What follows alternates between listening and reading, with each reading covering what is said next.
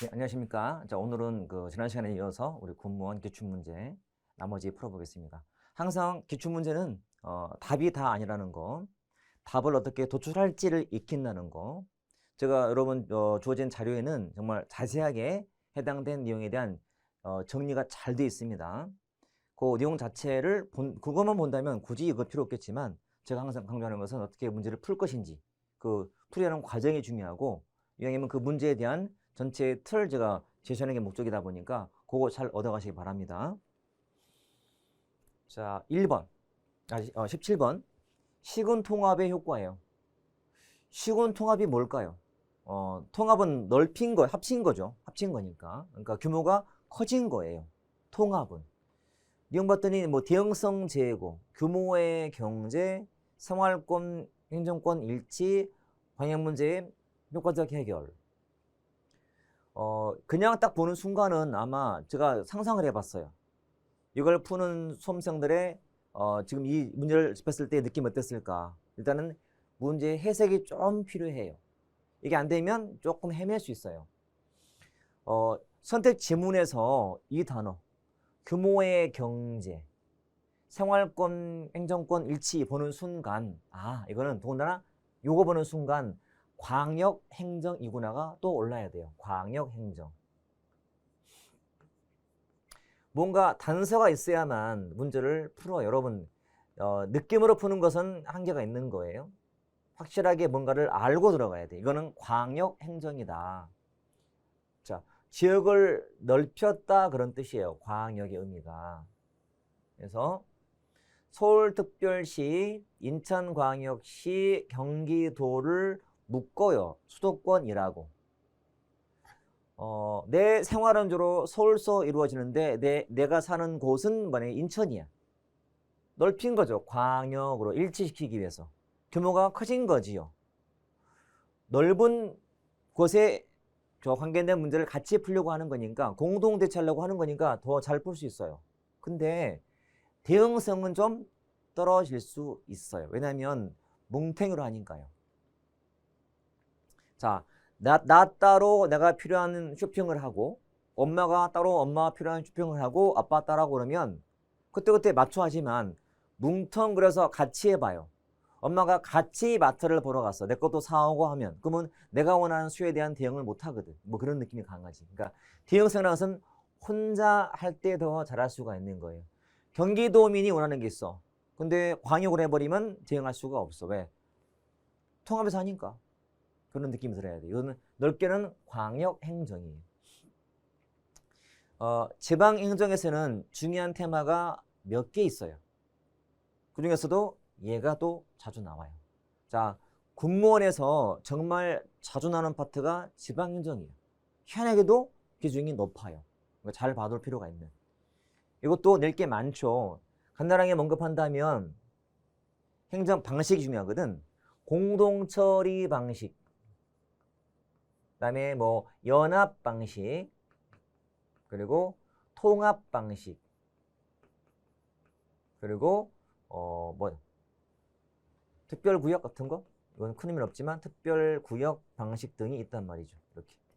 또 이 안에 속에 또 있어요. 이 안에 뭐 협의회 방식, 사무위탁 방식, 일부 사무조합, 통합 방식 속에도 다시 합병, 흡수통합, 뭐 전부 사무조합 등이 있어요. 제가 지금 큰 제시만 해놨어요. 나중에 공부를 하셔야 되거든. 광역 행정이 보이면 일단은 지역을 넓힌다는 뜻은 단어로 주니까 됐고, 요 방식을 아는지가 가장 기본이에요. 요 방식 아는지가. 자, 이 정도는 머리에 일단 갖고 있자. 알았죠? 자, 간만에 쉬운 게 나왔네. 진보주의 정책으로 오는 것, 옳지 않은 것은. 자, 진보 짝꿍이 뭐죠? 보수. 그렇죠? 진보의 뜻이 뭐예요? 진보주의란. 반대말 보수주의란. 자, 평상시에 공부하시면서 내가 이거를 내 동생한테 또는 내 조카한테 설명을 해줘야지 이런 마음으로 공부하세요. 그래야 공부가 제대로 돼요. 뭐 물어봤어 동생이 또는 내 조카가 또는 아들이 물어봤어요. 아빠 진보주의가 뭐야? 진보주의? 네버 찾아봐. 그러지 말고 답을 해줘야 돼요. 뭐라 했죠 여러분? 쥐가 보이면 앞에 말을 중시한다 했지. 진보를 중시, 일단 직역이야, 직역. 진보를 중시한다. 보수를 중시한다.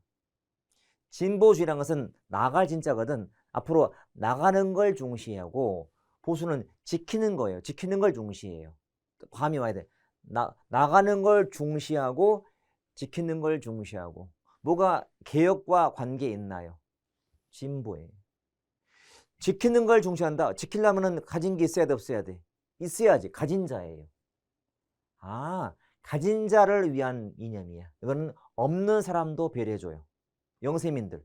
그러니까 소득 재분배하자. 정부가 어디가 개입을 더 강조할까? 개입하자. 정부가 개입을 해서 복지해주자. 없는 사람 챙기자. 이게 진보. 일종의 좌파지. 이놈은 우파야. 있는 자들. 어디가 정부의 개입을 반대해요. 보수는 반대. 정부가 왜 개입해? 냅둬 이거지. 자유방림해. 냅둬. 왜 개입해? 조세 왜 강화해? 완화해줘. 이거야. 조세를 강화해야 복지를 할 거 아니. 이게 조세 강화예요. 이런 식으로. 이게 진보와 보수거든. 여기에 있는 수많은 특징들은 시험에서 얼마든지 나올 수 있어요. 이미 나오고 있고 공부를 더 많이 하셔야 돼요. 그럼 1번. 조세 감면? 감면은 보수예요. 보수. 답이네. 규제를 강화하자. 그렇지. 규제. 규제라는 것은 정부가 개입하는 거야. 시장에. 개입하는 거니까 당연히 진보. 재분배하자. 소수의 뭐를 보호하자. 다 이게 진보야. 여러분, 약자들을 위하는 게 어디야? 진보야. 자, 항상 약자 편 드는 건 진보, 있는 자 편 드는 것은 보수. 가장 기본적인 논리야. 됐나요? 어떤 게 공동체 개념을 더 강조할까? 공동체. 진보. 이러면 약간 개인주의야. 어디가 합리적 경제인을 강조할까? 보수. 경제 논리는 있는 사람은 좋은 거야. 경제에 맡긴다? 없는 사람은 나락에 떨어지게 돼. 그 건지는 것은 진보야. 이렇게 보시면 되거든. 답은 당연히 1번 가면 되지. 조세 감면으로. 됐죠? 자, 시험은 항상 이만큼이 나와요. 물론 주의사항이 몇 개 있어. 그건 정말 주의사항이에요. 근데 그거는 이미 많이 공개가 되어서 웬만한 수험생은 다 안다고 쳐도 돼. 아무튼 진보와 보수의 비교된 박스 내용 정확히 다 이해를 해 두셔야 돼요. 모든 과목이 마찬가지인데요. 특히 행정학은 이해하는 사항이 거의 대부분이야. 암기사항도 있어. 암기사항은 암기법을 개발해야 돼. 그냥 하면 까먹으니까.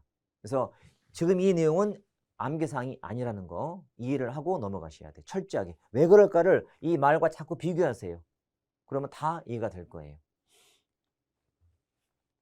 자, 엄부즈만. 야, 간만에 또 신기 났다. 엄부즈만. 옳지 않은 거.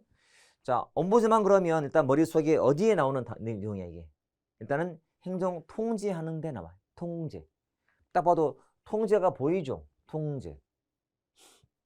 그리고 이 엄부즈만은 다른 말이 없다면 스웨덴 거야. 스웨덴 거.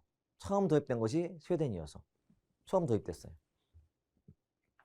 내부 통제 한계를 보완한다고? 자, 내부 반대가 뭐야? 외부. 바꿔보는 거야. 외부 통제의 한계를 보완하는 제도이다. 내부 통제 한계인지 외부 통제 한계인지 좀 애매한. 넘어가 볼게요. 시정을 촉구하거나 건의함으로써 권리를 고지하는 제도. 엄부즈만의 기본 특징이 조사해서 문제가 발견된다 하더라도 건의밖에 못해.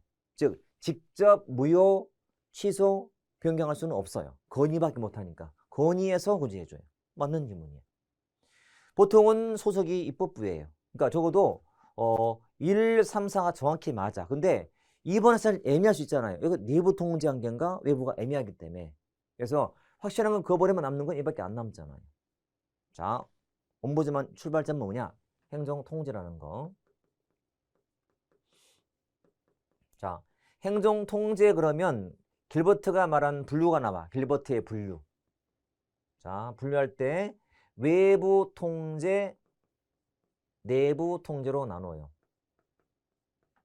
그리고 다시 이 속에는 공식, 비공식이 있어. 공식, 비공식. 마찬가지 여기에도 공식, 비공식이 나와. 이 분류 매우 중요해요. 공식, 비공식. 이 공식의 대표가 입법 통제, 사법통제 그리고 엄부즈만이거든. 엄부즈만. 비공식의 대표가 정당, 뭐 시민단체 같은 이게 나와요. 그리고 내부의 공식의 대표가 행정수반인 대통령, 뭐 국무총리, 교차기능 조직이라든지 감사원 나오고, 그리고 비공식에 있는 것이 뭐 공직윤리 같은 거, 윤리, 그다음에 뭐 동료들 또는 대표 관료제 같은 게 나와. 대표 관료제 이런 식으로. 이게 통제의 형태인데요. 근데 왜 그러면 내부 통제 한계를 본하는지 이게 틀렸냐? 그러면 내부 대신에 외부로 가야 되거든. 상상해봐. 행정부에 대한 가장 일반적인 통제 주체는 누굴까요? 행정부에 대한 견제하는 대표적인 장치, 바로 입법 통제예요. 입법부. 근데 입법부는 통제하는 게 한계가 되게 많아. 행정이 전문화되면서 더 못하고 법밖에 제정 못하거든. 그러니까 한계가 많다 보니까 엄부즈만은 조사 대상이 정말 다양해. 위법, 부당, 혜택 같은 뭐 모든 사항이 조사 대상이 되기 때문에 입법부가 못할 것을 많이 할 수 있어요. 그래서 외부 통제를 권한다라고 하는 거예요. 근데 이거는 분명히 어려워요. 자, 1번, 3번, 4번이 제거가 안 됐다면 이 문제는 풀기 어렵지. 또 한 가지. 자, 이 중에서 자, 우리나라 이제 잘 봐요. 이 일반 엄부즈만하고 이 엄부즈만하고 엄부즈만 그리고 우리나라의 엄부즈만 하게 되면 구분이 돼 버려. 자, 이것도 잘 표현을 보셔야 돼. 일반 엄부즈만은 그냥 스웨덴 거야. 근데 우리나라 자가 붙으면 자동으로 국민권익위로 바뀌어요. 우리나라는 곧 국민권익위원회야. 현재 이게. 그러니까 엄부즈만 그거는 외부 통제야. 자, 우리나라 엄부즈만 내부 통제야. 국민권익위원회 여기 있으니까 이런 식으로. 차이점. 소속이 달라. 입법부 우리는 행정부. 그것도 국무총리 소속이야. 자, 헌법기관 우리는 법률기관이어서 법적 지위가 불안해. 헌법은 개정이 어렵거든. 하지만 법은 쉬워서 법만 바꿔도 국민권익위가 사라질 수 있거든. 그리고 자, 신청조사 플러스 직권조사가 가능해. 우리는 신청해야만 조사 나갈 수 있어요. 직권으로 조사할 수 없어. 이게 차이점이에요. 공통점. 직무가 고발되는 게 다양해. 고발 대상이 다양해. 위법, 부당, 혜택 다 고발할 수 있어. 그리고 간접 통제밖에 못해. 둘 다. 조사 결과 위법 부당해도 직접 못하니까. 그리고 직무는 독립이라는 공통점이에요. 이렇게. 누가 봐도 정말 중요한 주제고 역할도 많이 하다 보니까 시험에서 정말 많이 나와요. 정말 많이 나와요. 여러분. 그러니까 많이 봐놓으셔야 돼. 어느 순간에 여러분 기출문제를 다 모아서 매일같이 하루에 2회분씩 또는 뭐 1회분씩을 계속 보는 것도 되게 중요해요. 자꾸 보다 보면 아 이게 자꾸 나오네가 머리에 박힐 때가 있어요. 그러면 공부할 때도 그쪽 볼 때 더 집중할 수 있어요. 이것도 아마 그런 주제가 될 거예요. 자, 20번 공무원의 임용으로 옳지 않은 것은 임용. 자, 임용은 인사에서 굉장히 많은 뜻을 갖고 있어요. 전체를 묻고 있는데 자 일단 볼게요. 신규 채용은 공채 시험을 통해서 채용되지만 퇴직한 공무원의 재임용의 경우에는 경력 경쟁 채용에 의한다. 우리 옛날 말하면 공채 특채가 있거든. 자, 임용 그러면 분류하기를 외부 임용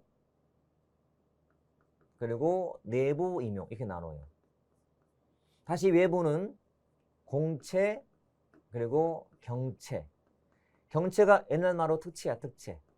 자, 내부는 다시 나누면 수평적 임용하고 그리고 수직적 임용이 나오고 자, 수평 임용이라는 것은 전직, 뭐 전보, 파견, 수직에는 뭐 승진 또는 뭐 강임 등이 나와. 강임 이런 식으로. 자, 이 정도가 가장 기본이야. 기본. 보통 신규는 외부서 신규할 때 공채나 경채하는데 경채라는 것은 뭐야? 경력자끼리 경쟁하는 거야. 경력자끼리만. 그래서 퇴직한 사람들은 나름은 그 경력 있는 거잖아. 뭐 그거 해당되는 거지 일단. 자, 전입은 뜻이 달라. 전입이라는 것은 국회, 행정부, 지자체 등 서로 다른 기관 공무원들이 서로 바꾸는 게 전입이야. 여러분 요 전직 뜻이 뭐야? 직렬 전환, 전보는 보직 전환 이런 식이야. 이 말과는 달라. 보통 전직이나 전보는 행정부 안에서 왔다 갔다 하는 게 보통 전직 전보라면 이거는 부서가 아예 다르지. 부가 다르지. 3부가 다르잖아. 행정, 입법, 사법, 지방끼리 왔다 갔다 하는 거니까. 이게 전입이야 일단. 자, 고위 공무원 속하는 승진은 능력과 경력을 고려하며 5급으로서의 승진은 별도의 시험을 거쳐야 한다. 조금 애매할 수 있어요. 자, 여러분 5급 승진은 시험을 보는 경우도 있고 심사를 보기도 해요. 자, 이 뒤만 보자면 이거는 맞을 수도 있고 틀릴 수도 있어요. 일단은 세모지. 이거는 이제 문제에 따라서 좀 왔다 갔다 할 여지가 있어요. 근데 이런 식의 질문은 거의 다 맞는 걸로 해석을 해줘요. 그냥 맞는 걸로. 그러면 사안은 고위 공무원이 1에서 2급에 해당되는 직위 모두 자, 직위라는 것도 의미 있는 단어죠. 직위라는 것은 뭐 과장, 국장, 실장 이게 본 직위라는 의미인데 우리가 알기에 고위 공무원단 그러면 몇 급인가요? 대상이 누구인가요? 직위가 7국장급이죠. 7국장, 실장, 국장 급 대상이에요. 그럼 이 말은 곧 1에서 3급 대상인 거지. 그렇지? 그리고 모두가 다 개방직위는 아니잖아요. 또 개방형 직위, 공모직위, 자율직위가 다 있거든. 뭐 틀릴 게 없고 이것도 전입의 뜻이고 그리고 이것도 맞거나 틀린데 맞다고 볼 여지가 있으니 그러면 하나밖에 안 남네요. 이렇게. 이 문제 조금은 깔끔하지 못해. 출제하는 사람이 조금은 실수한 면이 없지 않아 있어. 하지만 다시 봐. 이거는 제가 볼 때는 이럴 수 있어요. 근데 또 흠 잡는 사람들은 야 이거 틀렸잖아. 다 뗄 수 있잖아 라고 할 여지가 있다는 얘기지. 근데 이런 경우는 잘 안 받아줘요. 사실은. 이것도 경험을 하다 보면은 그런 때가 와요. 아, 맞거나 틀린 게 나왔을 때는 출제하는 사람들은 어차피 한쪽을 보고 낸 거라서 틀린 게 아니거든. 그렇지? 나는 서울 사람이다. 근데 의도하는 사람은 의도하는 대한민국 사람인 거야. 근데 맞는 거잖아. 그치? 근데 굳이 지방을 안 물어봤다고 틀리게 봤대.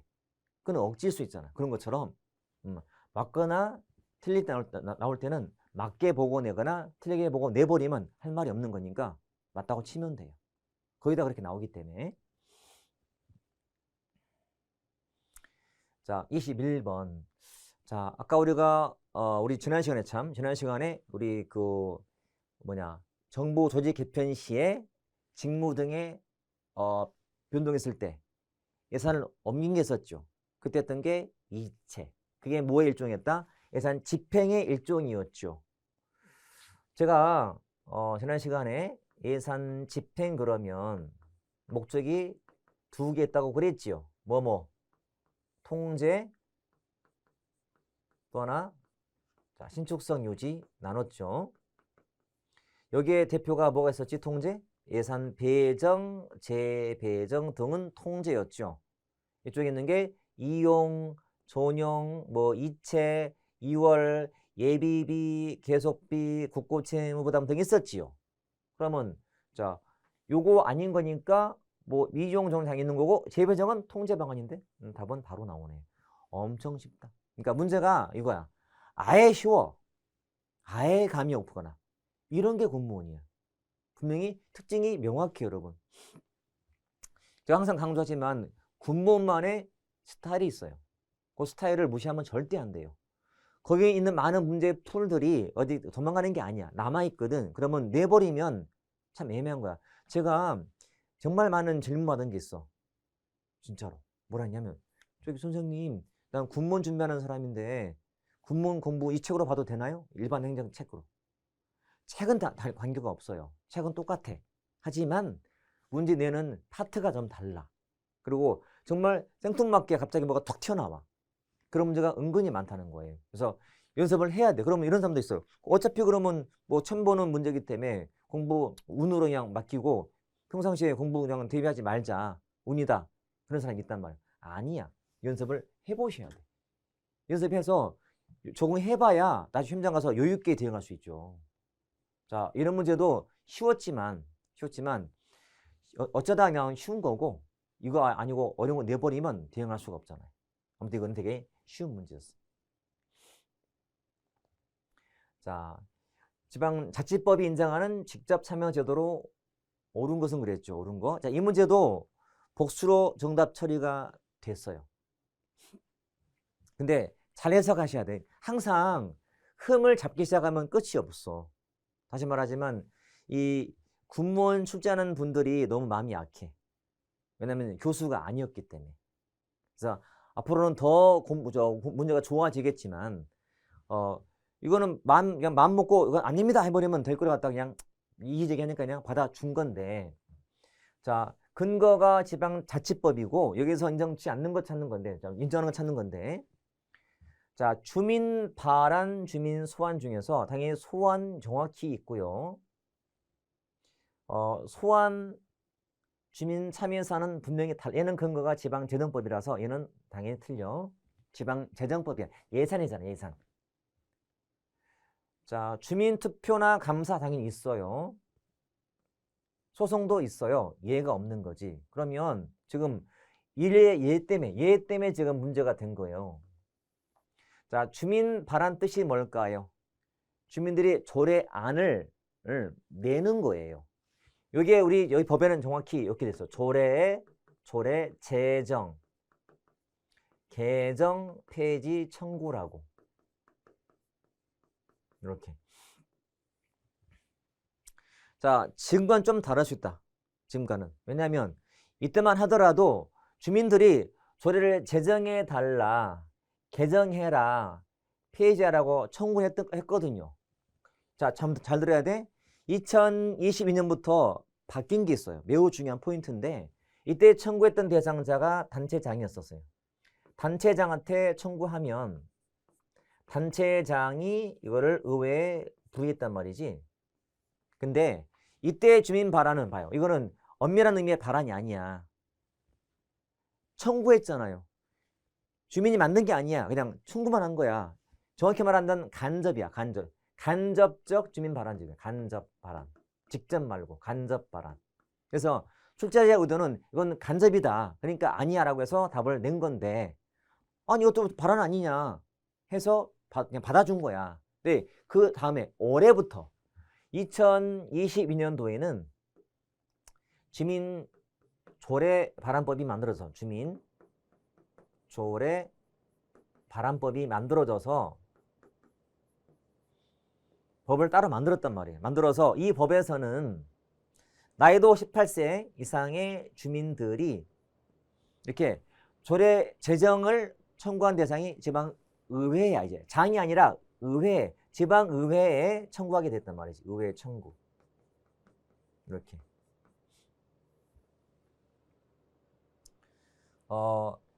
제가 지난 시간에 얘기한 것처럼 우리 군무원 시험이 지방행정을 되게 많이 내요.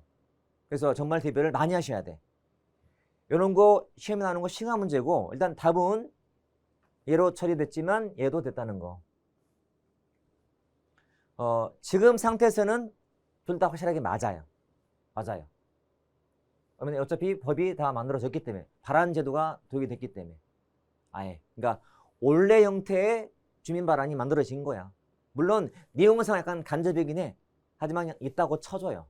어차피 법도 확실하게 있기 때문에, 명칭 자체가. 됐죠? 자, 주민 참여 제도가 굉장히 중요한 제도야. 지방자치에서는 1순위 문제가 지방 재정이고요. 2순위가 주민 참여 문제야. 그리고 사무 등 넘어가는 거고. 이렇게 준비해 놓으시면 된다. 자, 23번 역관주의 인사. 옳은 것은 인사 제도인데요. 자, 우리 공무원 시험에서 인사 제도는 무조건 나와요. 제가 평상시 시험 공부할 때 별을 5개 치는 주제예요. 인사 제도. 무조건 나오기 때문에. 자, 뭘로 사람을 채용하는 제도죠? 공무원을? 정당에 대한 충성도, 공헌도죠. 실력이 아니고, 그렇죠? 그러면 신분이 보장이 돼야 안 돼? 안 되죠. 다음 선거 때 정권이 바뀌면 나가줘야 되거든. 딴 사람 들어오고. 그러니까 행정의 안정성이 없어요. 또 틀린 거지. 공정한가요? 공정하지 않지. 충성도, 공헌도 되게 불공정하고 되게 주관적인 인사제도거든. 자, 국민 요구에 대한 대응성이 높아지겠죠. 이게 맞지. 옳은 것은. 왜냐면 이번 집권당이 국민들 요구에 대응을 안 하면 다음 선거 때 표를 못 얻어. 대응을 잘해야 표를 또 얻어서 정권이 연장되기 때문에 대응을 잘하게 됐단 말이지. 이건 맞지. 유능한 사람이 들어갈 수 없잖아요. 유능한 다 뭐야? 역관주의 짝꿍은 실적주의. 그래서 비교하면 돼. 여기 있는 1번, 2번, 4번이 다 뭐의 특징이다? 실적주의의 특징이다 보시면 돼요. 자, 흐름을 좀 잘 잡아두자. 인사제도 하게 되면 첫 번째 역관주의가 있다. 요놈의 짝꿍은 실적주의다. 보통은 앞에 인사에 한계 때문에 주의가 나온 거라서 둘은 거의 비교 대상이에요. 그러니까 하나의 장점은 딴 놈의 단점이 되고 단점은 또 장점으로 가는 거예요. 완전 대칭이야, 완전 대칭. 자, 이것도 문제가 있겠죠. 그래서 나온 게 뭐다? 이거다. 적극적 인사행정이다. 적극적 인사행정이고 요의 한 내용이 뭐냐? 인재 할당하는 제도인 요 대표 관료제가 나온다. 대표 관료제. 중요한 흐름이다, 여러분. 자, 얘가 나온 것은 뭐 때문에 나온 것이다? 요놈 때문에 나온 것이, 요놈의 한계 때문에 나온 것이. 이어져야 돼, 이렇게 이어져야 돼. 의외로 많은 문제에서 요놈이 나온 배경이 역관주의 폐로 나와요. 틀리게 만들려고. 아니야. 얘는 뭘 중시한다? 실적을 중시한다. 실적주의. 그러면 실적은 뭘로 확인할 수 있다? 한마디로 시험 보면 된다. 한마디로 시험 보겠다. 이놈은 정당에 대한 충성도, 공헌도로 뽑겠다. 누가 봐도 얘가 더 공정해. 시험 성적이기 때문에 더 객관적이고, 그렇죠? 합리적이죠. 객관적이고 합리적이다. 그 말은 인간미는 없어. 성적만 따지기 때문에 이게 실적주의의 가장 핵심이에요. 그러니까 시험은 어차피 두 개 비교하면 되고 이거 이외에 플러스 이제 직업 공무원제. 말 그대로 직업이 공무원이에요. 직업 공무원제. 그리고 또 한 가지가 고위 공무원단 제도. 고위 공무원단 제도 아까 나왔던.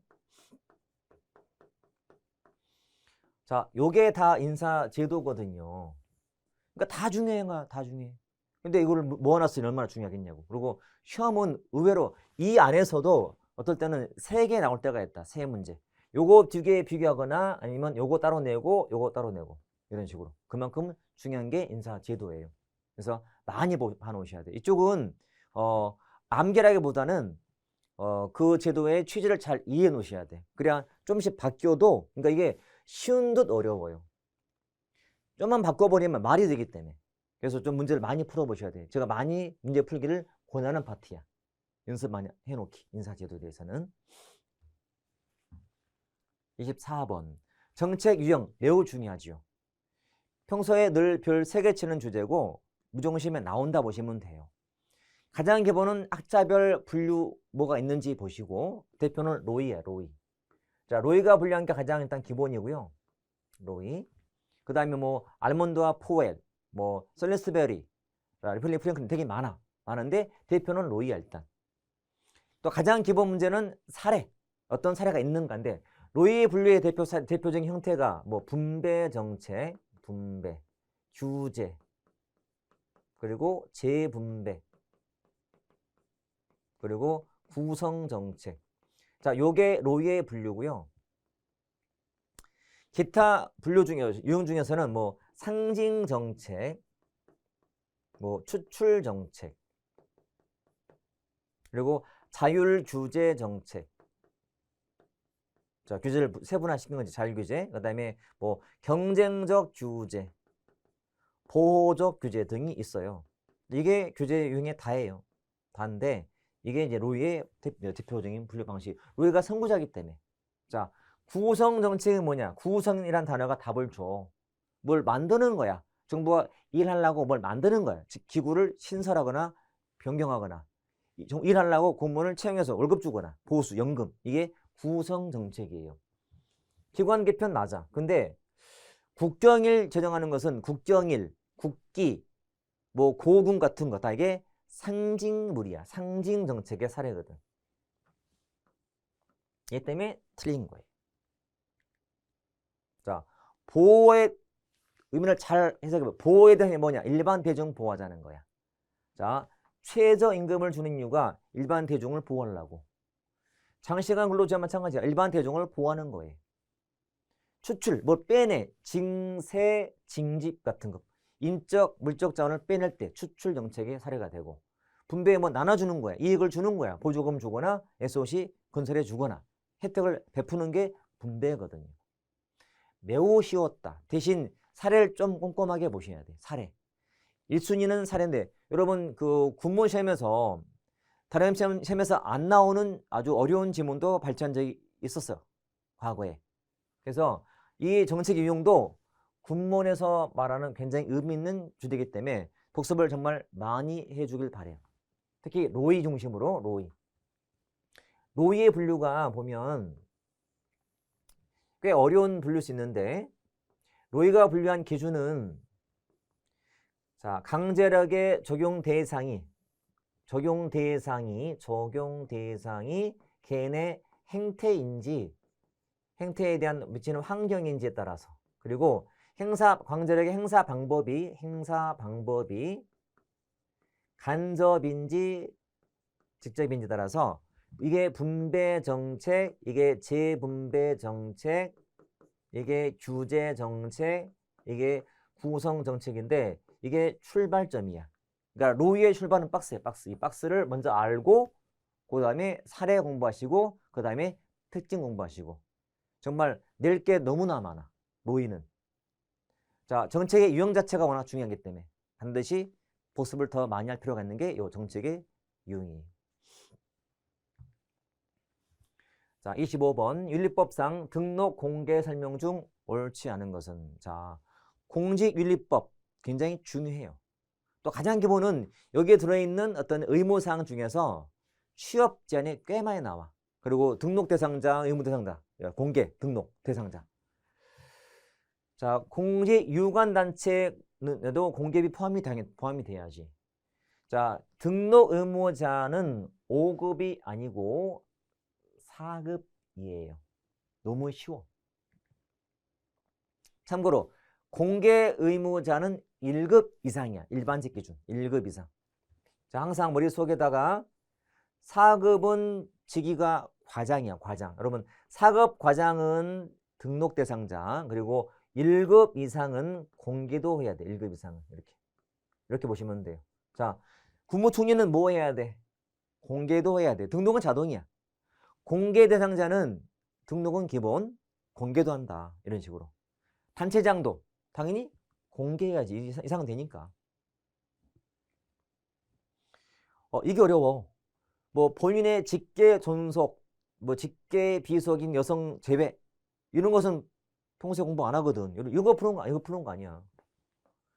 평상시에 너무나 기본인 등록, 공개로 푸는 것이지 그 세부적인 사항 중에서 굳이 할 필요가 없어요. 근데 이게 군무원이야.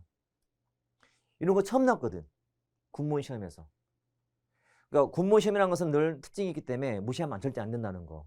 자, 이 문제는 여러분 공직 윤리 관련된 거잖아. 굉장히 중요해요. 봐요. 공직 윤리 그러면 윤리는 나눌 때 자율적인 윤리가 있고 자율 반대가 뭘까? 자율 반대는 강제죠. 강제는 법이야, 법. 강제적 또는 법적 윤리. 요 자율은 다시 둘로도 분류가 돼요. 공무원 헌장과 그다음에 공무원 행동 강령이 있어요. 행동 강령. 이 둘은 자율이에요. 법이 아니야. 그래서 이거는 위반하더라도 처벌을 갖고 논란이 많아요. 법은 아니기 때문에. 자, 강제는 곧 법인데 가장 기본인 헌법. 그 다음에 또 가장 기본인 요 국가 공무원법. 여기에도 13대 의무가 좀 있어요. 다 공부하셔야 돼. 그리고 공직자 윤리법. 여기 뭐 재산 등록 공개해라, 이해충돌 피해라, 방지해라, 그다음에 주식은 백지로 신탁해라, 그다음에 취업 제한 받고 청탁하면 안 되고 등 다 이게 나와요.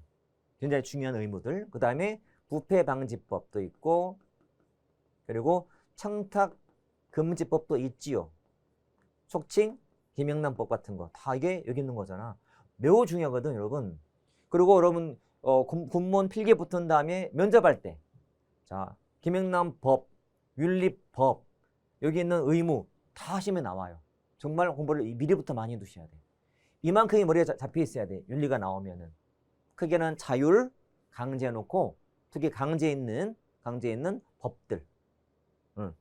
헌법상 충성 의무. 여기 13대 의무, 그 다음에 윤리적인 의무, 윤리적인 거. 이해충돌 방지해라. 주식은 매각하거나 백지로 바뀌어라. 다 윤리 문제거든. 윤리? 청탁하지 마라. 돈 받지 마라. 뭐 그런 거야. 청탁 금지. 금품 수수 금지 막 같은 거. 이렇게. 다 이게 윤리에 관련된 내용들이. 자, 항상 여러분 기출문제는 모든 공부의 출발점입니다. 기출을 무시하는 자는 합격을 못해요. 너무 새로운 거 집착하지 마시고 일단은 기출을 탄탄하게 한 상태에서 누가 뭐 물어봤을 때 이거 2020년도 몇 번 문제야? 2019년도 몇 번 문제야? 할 정도까지 무조건 완벽하게 해놓은 상태에서, 그리고 한번 정리해 보세요. 총론에 뭐가 많이 나오는지, 정책론 뭐가 나오는지를 다 이렇게 누적해 가시면 한눈에 보일 거예요. 그럼 여러분들이 공부할 방향이 잡혀. 그렇죠? 그렇게 하시면 나중에 공부하는 게 훨씬 더 수월하겠죠, 아무래도.